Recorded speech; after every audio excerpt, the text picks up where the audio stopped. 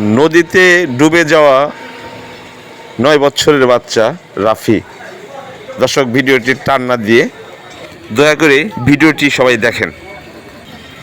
আজকে বেলা 1 ঘটিকার সময় পদ্মা নদীতে 3 বন্ধু মিলে ঘুরতে গিয়ে গোসল করার উদ্দেশ্যে নদীতে নামে।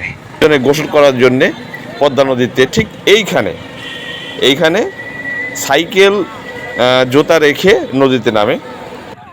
রাজবাড়ি ম্যাক্স সত্যের সন্ধানে রাজবাড়ি ম্যাক্স। আসসালামু আলাইকুম ভিউয়ার্স। আজকে এমন একটি ভিডিও, যে ভিডিওটা দেখলে আপনার চোখে পানি চলে আসবে।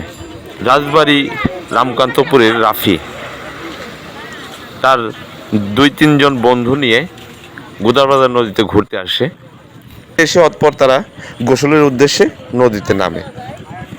9 বছরের এই শিশু বাচ্চা নদীতে ডুবে যায়। নদীতে প্রচুর পরিমাণ স্রোত রয়েছে। এই স্রোতে তাকে কোথায় যে নিয়ে গিয়েছে, অতঃপর খবর পেয়ে রাজবাড়ি ফায়ার সার্ভিস টিম বাচ্চাটিকে উদ্ধারের জন্য পদ্মা নদীতে গিয়ে অনেক খোঁজাখুঁজি করার পরেও বাচ্চাটির কোনো সন্ধান মেলেনি। এই বাচ্চাটি হয়তো আজ হোক কাল হোক বাচ্চাটি মরদেহটি হয়তো ভেসে উঠবে পানিতে।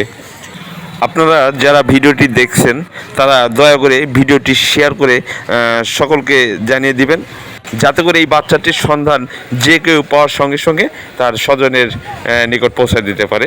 সেজন্য অনুরোধ জানাচ্ছি, যদি পাওয়া যায় তাহলে যে নাম্বারটি স্ক্রিনে দেওয়া আছে নাম্বারটিতে অবশ্যই সঙ্গে সঙ্গে ফোন করবেন, এবং যাতে তার স্বজনেরা অন্তত তার মরদেহটি পায়। সেই কারণে আরেকটি কথা হচ্ছে, নদী উপকূল অঞ্চলীয় যে সকল লোকজন বসবাস করেন, বিশেষ করে যাদের সন্তান রয়েছেন, শিশু সন্তান, তারা অন্তত বাচ্চার প্রতি খেয়াল রাখবেন, যাতে করে তারা কখনো নদীর দিকে একা একা যেতে না পারে। সেদিকে সকলে সজাগ থাকবেন।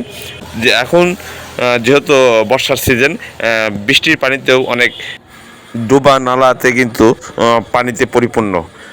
অতএব